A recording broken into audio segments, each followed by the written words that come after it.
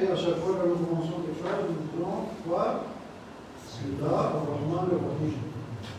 Quand nous regardons les traductions en général, ils traduisent comment Bismillah ar-Rahman ar-Rahim? Comment ils traduisent en général? Quand nous regardons par exemple en Guédoula, comment ils traduisent? Ceux qui lisent le Coran en français. Au nom de Dieu, le très miséricordieux, le tout miséricordieux, on va dire. Mais en réalité, ce n'est pas vraiment ça la traduction. C'est pour ça qu'on dit traduire, c'est trahir. Donc, vite fait, pour commencer, on commence par Bismillah. On dit Bismillah, c'est. Il y a quelque chose qui est sous-entendu dans cette phrase. Parce qu'au nom de Dieu, quoi? Au nom de Dieu, je tue, je mange, qu'est-ce que je fais? Vraiment, on voit quelque chose dans ma tête. Et cette chose, en fait, ça a été supprimé en arabe. Parce que c'est un sous-entendu. Normalement, c'était quoi en arabe? Bismillah et Abda. Je commence par le nom d'Allah. Et même là-dessus, il y a dissension. Est-ce que le verbe qui est supprimé, est-ce que je commence ou c'était un autre verbe? Et après, il y a d'autres dissensions, mais on ne va pas rentrer dans le détail, juste pour vous donner l'aperçu qu'il y a une possibilité pourquoi le verbe a été supprimé, on ne sait pas c'est quoi le verbe, parce que ça peut être n'importe quel verbe. Quand on commence, par exemple, quand je mange, je dis au nom d'Allah, je mange. Quand je crie, au nom d'Allah, j'écris. Quand je marche, je dis au nom d'Allah, je marche. C'est pour ça que le verbe n'a pas été précisé, mais ça a été supprimé. Pourquoi? Pour que quand nous faisons tout ce que nous faisons, nous devons avoir dans la tête que cette action que je fais, c'est par la grâce d'Allah que je fais ça. Parce que si Allah subhanahu wa ta'ala ne m'a pas donné cette force, par exemple, pour marcher, si j'aurais pu marcher. Par exemple, si Allah subhanahu wa ta'ala m'aurait créé comme un serpent que je rentre sur le ventre, par exemple, est-ce que j'aurais pu marcher? Et donc, en disant Bismillah, non seulement je dis que Allah m'a donné cette force pour faire cette action.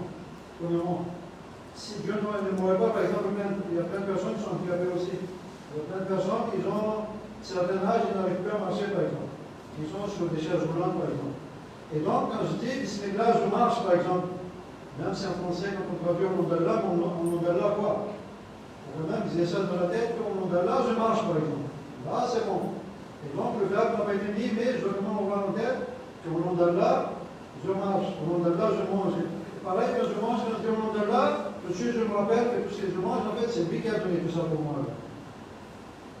Moi, quand je mange les bananes, est-ce que c'est moi qui ai créé le banane? Quand je mange les viandes, par exemple, c'est moi qui ai créé, par exemple, les moutons, les bœufs, les poulets, tout ça. Là. Je n'ai rien fait, on n'a fait que multiplier, faire du business avec, mais tout ça, c'est Dieu qui a créé. Là, je vois donc, quand je dis, on est là, je reviens à la chose, c'est tout ça, c'est grâce à lui que j'ai eu tout ça. Deuxièmement, c'est lui qui m'a donné la force. Troisièmement, je demande son aide. Et au nom de là, je demande de l'aide qu'avec ce que je suis en train de faire, que j'ai réussi, par exemple. Pourquoi? Parce qu'il est le très miséricordieux, tout miséricordieux, non? Il y a plein de philosophies derrière ce petit bismillah. C'est pour ça que Imam al-Islam dit là, que rien que le petit point de bismillah, là, si je vais commencer à interpréter là, il a dit ça va passer un long moment et je ne pourrais pas interpréter ce petit point dans le bismillah. Donc, je peux dire le bismillah lui-même. Et donc, nous commençons par Bismillah ar-Rahman ar-Rahim, ce dars. C'est le verbe qui est supprimé, on va dire, que donc nous précisons. Nous commençons ce dars par le nom d'Allah, le très miséricordieux, le tout miséricordieux, et nous demandons son aide et son assistance pour que, Inch'Allah, Dieu nous facilite ce dars. Et donc, nous rentrons. Premier point, c'est l'introduction, parce que pour chaque chose, il y a des introductions. Et donc, avant de rentrer dans l'introduction, ce dars, en fait, c'est avant tout les bases de l'islam, c'est les bases de la carrière. On va parler au début de Allah subhanahu wa ta'ala, de l'unicité d'Allah, de toutes ses caractéristiques, c'est-à-dire les shifat. Et on va essayer de rester rationnel. Après, on va utiliser des versets ou bien des hadiths pour confirmer, mais on va toujours rester rationnellement, c'est-à-dire au début, on ne va pas utiliser de versets ni quoi que ce soit, parce que devant un athée, par exemple, on ne peut pas dire que c'est écrit dans le Coran, Dieu est unique. Donc voilà, un point de vue, c'est tout, tu crois. Non, on doit prouver que Dieu est unique par la rationalité. Et là, tout le monde peut accepter. Pourquoi? Parce que est-ce que quelqu'un peut contredire la rationalité? Quand on dit scientifique ou bien c'est la science qui a confirmé, ça veut dire quoi la science? C'est la rationalité, c'est cette faculté de l'être humain à réfléchir et à déduire, à arriver à des conclusions, c'est ça? La science normalement. Et donc, l'être humain il est doté de cette intelligence qui fait sa différence par rapport aux autres. Parce qu'un animal, par exemple, si on prend un singe, d'ailleurs, de toute façon, ils disent ça que nos ancêtres, ce sont des singes. Ceux qui acceptent ça, bon. Mais bon, ça reste quand même des théories parce qu'il y a un moment où il y a des coupures, ils ne savent pas le lien entre le singe et l'être humain. Ils ne savent pas, bon, quand je dis singe, quand ils disent qu'on avait des larves, des vers, il y a eu l'évolution, c'est le théorème de l'évolution. Mais ils n'arrivent pas à expliquer comment cette chose qui était comme ça est devenue un être humain ou non. Donc ça reste des théories, et tout ce qui est théorie, c'est-à-dire scientifiquement, ce n'est pas solide. Parce que ça reste des théories. Et donc quelqu'un ne vient pas demain contredire l'islam en nous présentant des théories pour dire que dans la théorie c'est comme ça, parce que la théorie lui-même, il faut prouver déjà. Et quand tu prouves déjà, viens avec des preuves par rapport à ce que tu dis, après on va discuter par rapport à l'islam. Et donc en général, les gens ils font en sorte qu'ils nous ramènent des choses comme ça pour contredire l'islam, ce sont des choses théoriques. Ce n'est pas prouver combien de théories qui a été réfutées après. Et donc, on met ça en tête que c'est des théories, et nous, les êtres humains, normalement, nous devons nous baser sur des choses qui sont solides. C'est pour ça qu'Allah subhanahu wa ta'ala dit Hatu burhanakum. Ça, il n'y a pas de livret, mais juste comme ça. Quand il y a des gens qui disaient qu'il y avait trois dieux, il y avait comme ça, il n'y avait pas de jour de jugement, il n'y avait pas de quoi. À chaque fois, Allah disait amenez vos preuves, amenez vos arguments. Si c'est solide, on va accepter. Si ce n'est pas solide, bon, on va écouter et on va oublier. Et donc, nous devons avoir des assises solides. C'est ça qui fait quelque chose qui est exceptionnel dans l'islam, c'est que l'islam, nos bases, c'est-à-dire l'aqida, parce que là, c'est la carrière, c'est-à-dire la base. Ça, c'est basé sur la rationalité. Inch'Allah, nous allons voir plus loin et comment c'est basé sur la rationalité, sur réflexion, vraiment, on va dire réflexion absolue. Quoi. Il n'y a pas de verset ni quoi que ce soit. D'ailleurs, Allah subhanahu wa ta'ala dans le Coran, il n'a jamais utilisé de verset pour prouver son existence. Si vous avez remarqué ça, l'existence d'Allah subhanahu wa ta'ala dans le Coran, il n'y a pas pour prouver son existence. Par contre, on a des versets qui disent que quand on leur demande, c'est-à-dire à tous ces associateurs de mouchriquins, et qui a créé tout ça, ils vont dire c'est Allah qui a créé. C'est-à-dire eux, pour eux, même malgré qu'ils ne croyaient pas en Allah, ils disaient toujours que c'est Allah qui a créé ça. Au fond, tout le monde est d'accord qu'il y a un créateur derrière. Et donc, Allah subhanahu wa ta'ala, il a pris comme principe que son existence ne doit pas être prouvée. Parce que c'est tellement acquis, c'est tellement flagrant que personne ne peut régner que Dieu existe. C'est tellement clair. Mais il y a des gens, ils essaient de faire que, voilà, mais ils n'ont pas de preuves. C'est aux gens qui disent que Dieu n'existe pas qu'il faut demander des preuves. Et c'est quoi des preuves? C'est ça qu'Allah dit, on est ramené vos preuves. Et donc, ce qui fait la différence entre un animal et un être humain, c'est quoi? C'est quoi? L'intelligence. L'intelligence. Et une autre différence, c'est quoi? Il y a une autre différence entre l'être humain, par exemple, si on prend le singe et l'être humain. Bon, le singe, il a deux mains. Le singe a deux mains. Il a deux pieds, on a aussi deux pieds. Au niveau apparence, presque, on va dire, photographique, quoi. Tu fais certaines personnes, vraiment, ils ressemblent à des singes, quoi. Et ça va la vie. Vous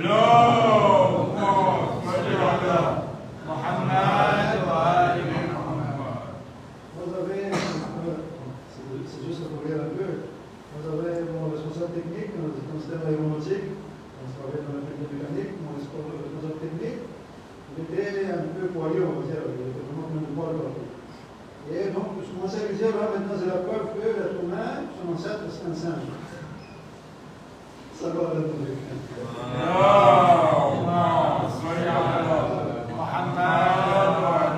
disais ça parce que aussi, on aidait aussi, donc c'était une façon de le vendre d'une bonne manière, quoi. Et on rigolait, ça se passait bien en général.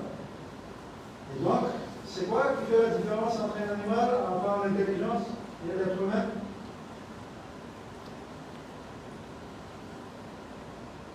L'être humain fait une masse, les animaux ils font pas.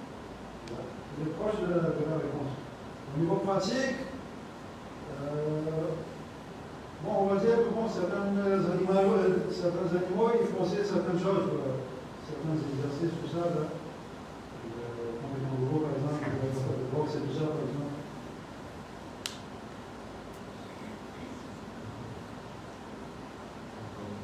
Vous savez, l'être humain, il a cette faculté d'apprendre au fur et à mesure. Il évolue au niveau connaissance. Parce qu'un animal, par exemple, un chat, il ne va jamais apprendre l'anglais, vous ne pas. Un chat, il va rester un chat, il va seulement dire ce qu'il sait, c'est miaou, par exemple. Alors qu'un être humain, il va le français, après, il va apprendre toutes les langues, par exemple, il va apprendre toutes les langues, sauf quelle langue il ne va pas apprendre? Hein?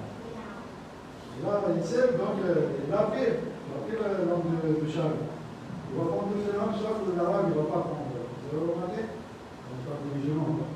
Ça va la Nabi.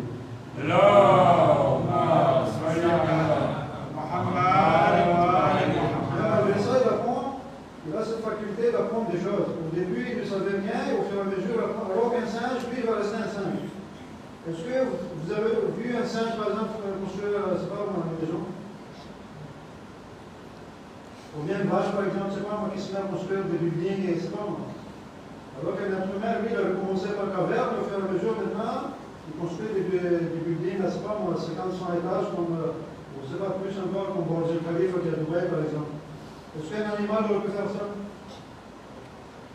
C'est ça qui fait la différence entre un animal et un être humain, c'est qu'il a déjà cette intelligence qui fait qu'il arrive à se développer au niveau connaissance. Pourquoi? Parce qu'il fait des analyses.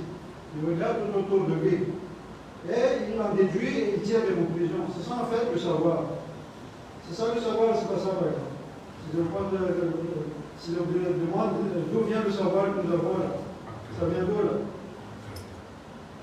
C'est des observations et ainsi de suite, et on a mis des lois après là. Et par exemple, quand on a fait chauffer l'eau, et on a remarqué qu'à 90 à certaines températures, ça bouillait, et quand on a fait mesure, on a trouvé que c'est 90 degrés normalement. Ça ne bouille pas. Et donc, on a mis une loi au niveau physique à 90 degrés, par exemple, l'eau bouille par exemple. Et donc, c'est ça en fait la science, comme on dit, c'est ça en fait le savoir, c'est des observations. On a tiré des conclusions. Par exemple, le micro-ondes. Comment ils ont pu inventer le micro-ondes pour que nous utilisions maintenant pour le chauffer et faire tout ce qu'on a envie de manger, par exemple? Comment ils ont découvert ça? Vous savez cette histoire? Ça, c'est moi, un de mes profs qui m'a raconté ça quand je faisais des études en aéronautique. Le gars est en train de travailler sur les radars qui concernaient le domaine aéronautique. Il faisait des tests sur les radars, on va dire, qui étaient dans les avions. Et à un moment donné, a pris du métal, je ne sais pas, il s'en sortait pas, il a pris de l'eau, il a pris un peu, il a mis devant. Et là, il continue à faire ses essais. Et il revient, et d'un coup, il voit l'eau très chaude. Donc là, il a été étonné, mais moi, c'est pas chauffé l'eau, comment ça se fait que ça a chauffé comme ça? Et là, il a observé, il a analysé, tout de suite, il a compris comment il y avait le radar, là, c'est sûrement le nombre de radars qui a fait que ça a chauffé. Et là, donc, ils ont conclu que, le nombre de radars, ça chauffe aussi. Et donc là, après, ils ont mis ça sur forme de micro-ondes, et là, on utilise. Et donc, ça, c'est pure observation. Ils ont analysé, et voilà, on a cette micro-ondes. Et donc, nous avons besoin d'observation, nous sommes des êtres humains, nous avons cette capacité de réfléchir, de déduire, et donc nous allons, Inch'Allah, par rapport à cette réflexion que nous avons, avancer vers là où nous devons aller, c'est prouver, bon, façon de dire prouver l'existence de l'âme, mais c'est vers arriver jusqu'à Allah subhanahu wa ta'ala pour dire qu'il est là. On va dire qu'il existe, même si ce n'est pas une bonne façon de dire qu'il existe, parce qu'il est toujours là. Et donc, c'est pour cela qu'on a Imam al-Islam aussi, il confirme ce que nous venons de dire, où il dit Ya Goumel, ma min harakatin illa wa anta muhtajun fiha ila ma'arifa. Yani, ô Goumel, il n'y a pas de mouvement que tu entreprends que tu n'as pas besoin de connaissance. Et tout ce que tu fais là, tu as besoin de connaissance. Et la connaissance, on a dit, ça vient de déduction, de réflexion, des analyses, calculs, ainsi de suite, et on fait des conclusions, et là, c'est des connaissances. Donc, dans tout ce que nous faisons, par exemple, quelqu'un, par exemple, il veut planter quelque chose, comme moi, je le fais souvent. J'ai acheté des NPK, engrais, par exemple, nitrate, potassium, le phosphore. Et comme on est trop pressé, au lieu de mettre une cuillère, moi, je dis carrément une verre dedans, et ça boulait, au lieu de faire du bien. Pourquoi? Parce que vous n'avez pas de connaissances. Et donc, dans tout ce que nous faisons, nous avons besoin de connaissances. Et pourquoi nous n'aurions pas besoin de connaissances dans la religion alors que dans tout nous avons besoin? Seulement dans la religion nous n'avons pas besoin. Alors que sur tout le reste on a besoin. Par exemple, un médecin il prescrit par exemple 1000 mg de FR-alban 6 points plus, ça peut même mieux. 6 points moins, ça ne fait pas d'effet. Comment il a pu trouver ça si ce n'est pas les connaissances qu'il a eues là? Donc lui il connaît, et moi je dois le suivre quand même par rapport à ce qu'il connaît. Et en grosso modo, c'est ce qu'on appelle taqlid. Et nous faisons taqlid sur toutes choses, mais dans la religion, on n'a pas le droit de faire taqlid. C'est incroyable. Et si moi je ne connais pas, qu'est-ce que je fais? Je le fie à quelqu'un qui connaît. Et donc, dans toutes choses, quand je ne connais pas le chemin, je demande à quelqu'un, monsieur, c'est par où? C'est la hausse, par exemple, parce que je suis allé à la hausse avant quelques jours. Donc, avant de là, les gens, ceux qui m'ont emmené, ils savaient, donc on n'a pas eu à demander. Mais je fais taqlid à ces gens-là quand même, parce que c'est eux qui m'ont emmené. Donc, dans tout ce que je fais, j'ai besoin de connaissances, et soit taqlid quand je ne connais pas, et dans la religion, je n'ai pas besoin de faire taqlid. Et donc, c'était l'introduction aujourd'hui. Je pense que je ne vais pas trop ranger aujourd'hui, c'est notre premier cours. Je ne veux pas que la semaine prochaine, il reste que 2 personnes. Il faudra plutôt que vous venez beaucoup plus, pour que je diminue à chaque fois l'heure. Au lieu de faire, par exemple, je ne sais pas, en 30 minutes, je vais faire 10 minutes de cours, si tout le monde vient. Ça va la journée.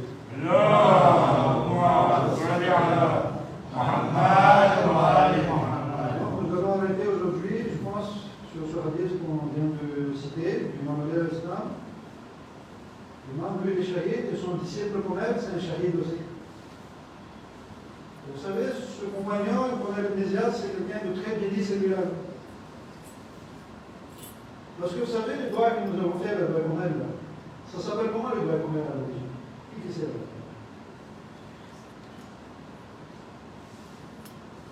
Le doigt Qunayb, ça s'appelait comment là? Réellement, le nom du doigt Qunayb, c'est le doigt Qunayb. Hein? Quoi?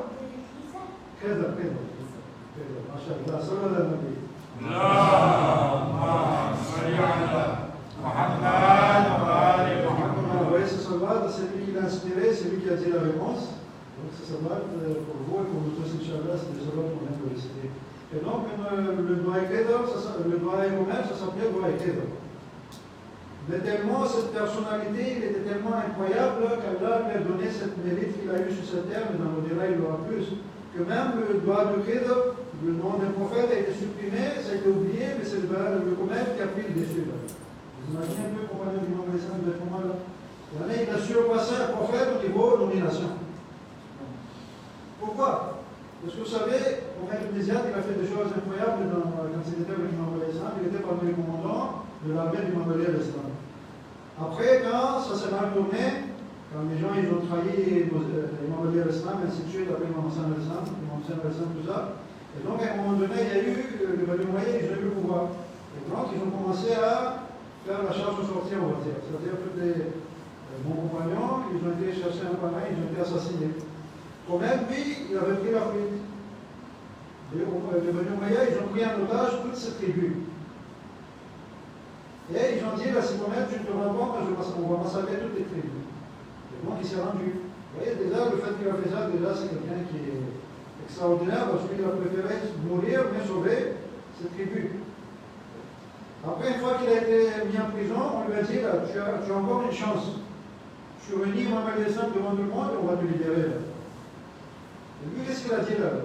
Devant tout le monde, il a dit, si je trouve une religion plus meilleure que celle d'Imam al-Islam, je l'aurais accepté, mais là, je ne pas trouvé ce maintenant. Et il a été tué sur le coup quand il a dit ça, et il est tombé en martyr. Et donc, ça, c'est un petit peu, dans le cadre de ce âge, qu'on a aussi un peu, concernant pour les plaisirs. Donc, c'est pas pour rien que son nom a pris dessus, parce que c'est quelqu'un qui s'est sacrifié pour. Bon, là, et Kaïnaf, vous imaginez, Imam al-Islam, c'est qui là?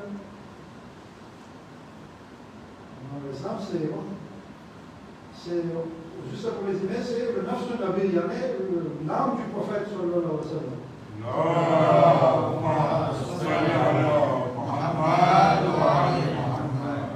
Donc, ça c'était en mémoire de Colin Bizarre, où nous étions tellement à côté de Rosa. Souvent on lisait ce genre de hadith qui est écrit sur le tombeau de Colin Bizarre. Et donc, on s'arrête aujourd'hui. Inch'Allah, j'espère qu'il y aura plus de gens qui vont venir. Et ça va être très. Je pense que c'est un sujet qui est intéressant pour tout le monde. Parce que là, on va répondre, parmi des choses qu'on va répondre dans ce livret, c'est les 3 questions fondamentales. C'est quoi les 3 questions fondamentales que nous posons?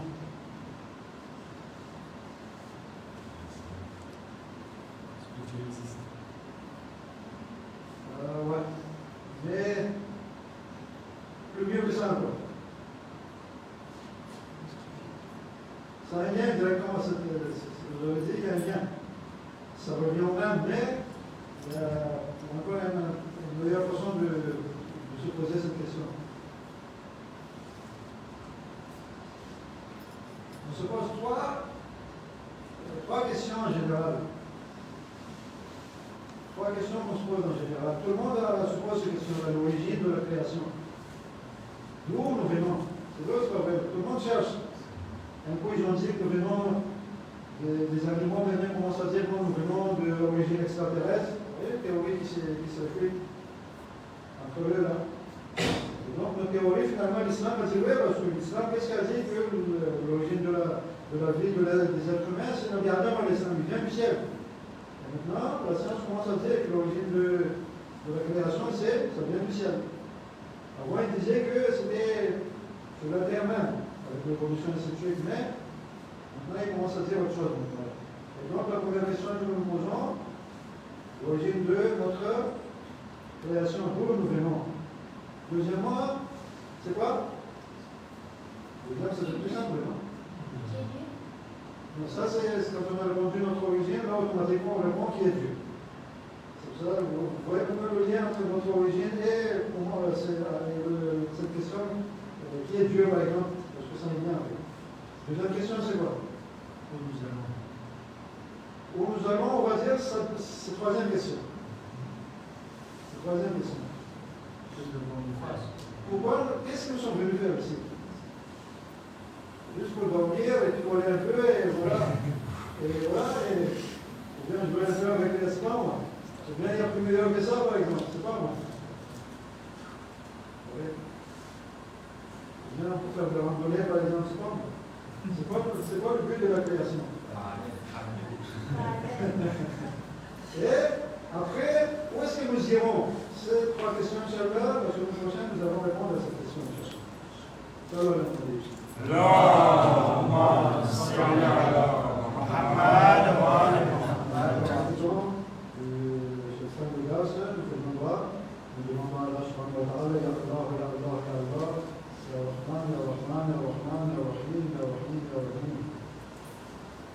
يا سامع الدعوات يا مقيم الحوار صل على محمد وعلى محمد اعطنا من خير الدنيا والاخره ومن تعرض وصلنا من شر الدنيا والاخره ومن تعرض ومن غير protège-nous de toutes les malheurs et de toutes les maux qu'il y a sur cette terre. Voilà, protège-nous de la tentation du diable. Voilà, tout ce qu'on a comme malade, que ce soit proche ou bien, que ce soit chez les croyants, voilà, guérir tous nos malades. Ya Allah, protège tous les croyants et croyantes de tous les musulmans sur cette terre, et surtout ceux qui sont au Liban, au Gaza, en Syrie, en Irak, en Iran, et tous les endroits qui sont en danger. Ya Allah, protège tous ces gens-là. Ya Allah, unis ceux qui sont en train de commettre tous ces génocides et toutes ces tragédies par la venue de notre imam et mets-nous parmi ses sincères et fidèles partisans. Ya Allah, pardonne aussi à nos morts et aux morts de tous les croyants et croyantes sur cette terre, pardonne à toutes ces morts qui sont sous la miséricorde de Allah subhanahu wa ta'ala. Et nous envoyons, nous restons sur le Fatiha et nous demandons à Allah subhanahu wa ta'ala d'accepter ce surat de nous et d'envoyer le mérite de ce surat à tous nos morts et par la même occasion nous demandons à Allah de pardonner à tous nos morts en restant le surat de Mubarak et le Fatiha.